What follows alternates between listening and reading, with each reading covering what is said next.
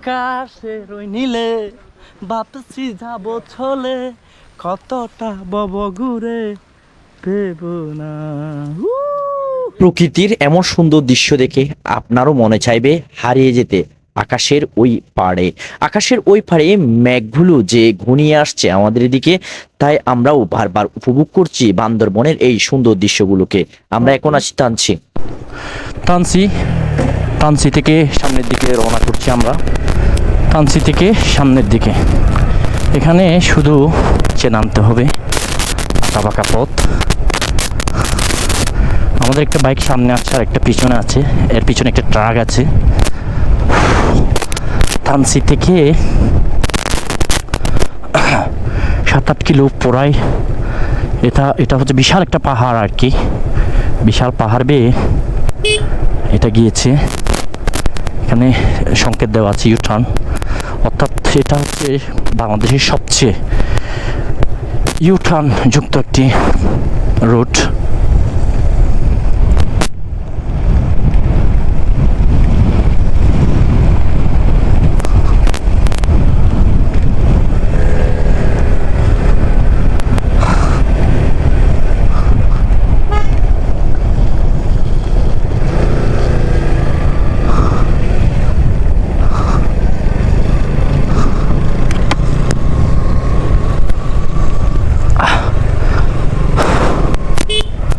জীবনের সেরা মুহূর্তগুলো উপভোগ করছি।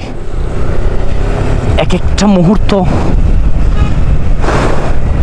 এক এক স্মৃতি দিচ্ছে আমাদের। এখান থেকে নীল দিগন্ত পর্যটন কেন্দ্র। থানছি যাবো না, এখানে আমরা চলে যাবো ডাইরেক্ট নীল দিগন্ত। ওকে, হচ্ছে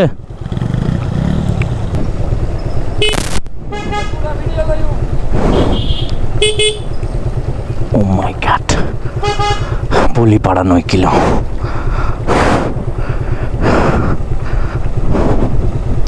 বিসমিল্লাহ আল্লাহ।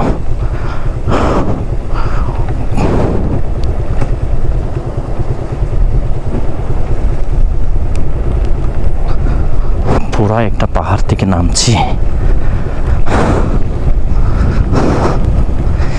জীবন যেখানে নিয়ে যাচ্ছে সেখানে চলে যাচ্ছি আমরা।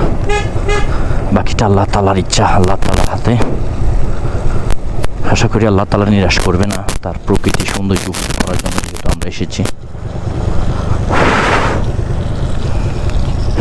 এখানে কারেন্ট আছে, বাবা যায় আমাদের বাংলাদেশ কতটা উন্নত হচ্ছে। সামনে ঝুঁকিপূর্ণ বলিপাড়া ঝুন। ওকে, সামনে একটা ঝুঁকিপূর্ণ বাঁক আছে বলা হচ্ছে। ওকে ওকে ওকে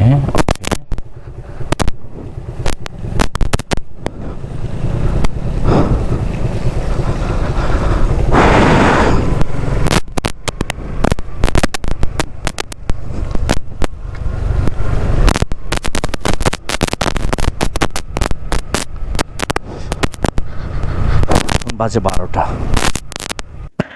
তানসি থেকে বলিপাড়া হয়ে আমরা এগিয়ে যাচ্ছি সামনের দিকে।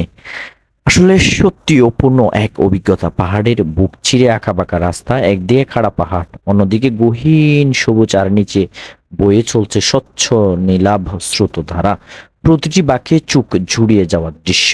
মাঝে মাঝে রাস্তার ধারে ঝুলে থাকা মেঘ এসে গায়ে লেপ্টে যাচ্ছিল। মনে হচ্ছিল প্রকৃতি যেন কাছে টেনে নিচ্ছে আমাদের। বলিপাড়া পার হয়ে আমরা যখন তানসি বাজারে ঢুকবো, এর আগে পড়েছে বলিপাড়া চেকপোস্ট। ওখানে আমাদের তথ্য উপাত্ত অর্থাৎ জাতীয় পরিচয়পত্রের ফটোকপি এবং আমরা কোথায় যাচ্ছি সে তথ্য দিয়ে আমরা তানসির দিকে প্রবেশ করছি। এরপরেও রাস্তাগুলো ছিল অসাধারণ, দৃশ্যগুলো স্মৃতিতে ধরে রাখার মতো।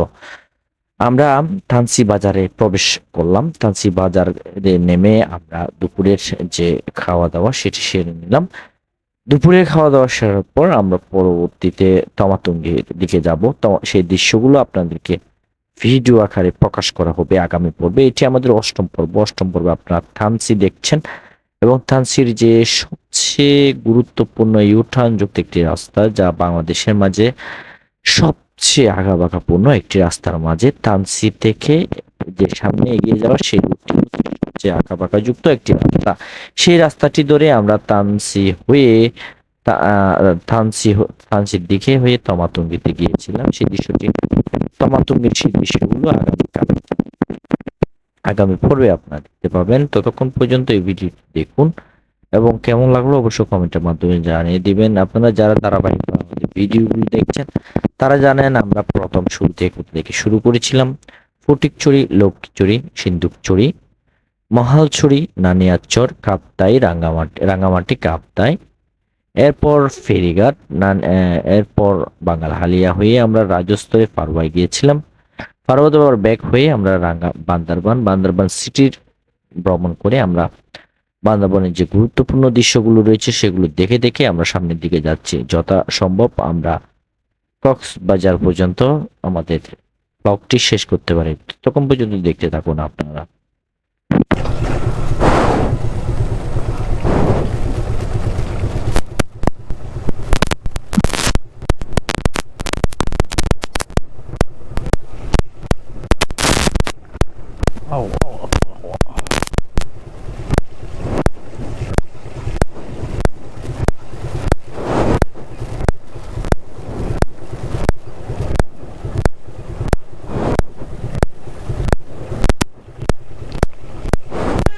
আরো সামনে বিপজ্জনক বাঘ আছে।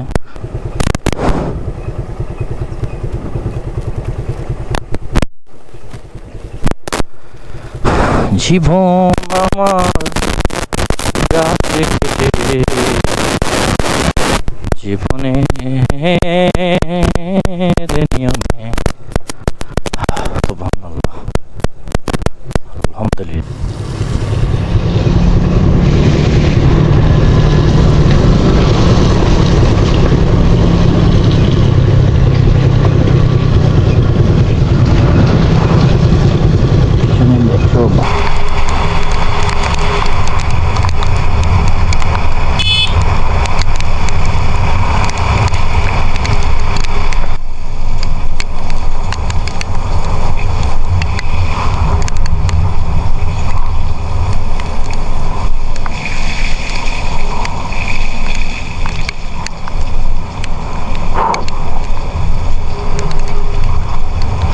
আনছি 9 কিলো।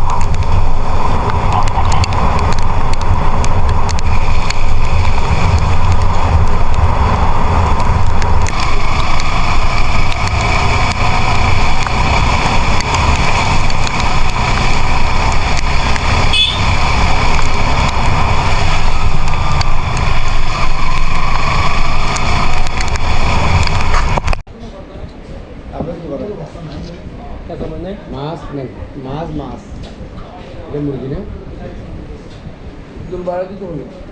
রসাবো না ভাই, রসাবো না, রসাবো না।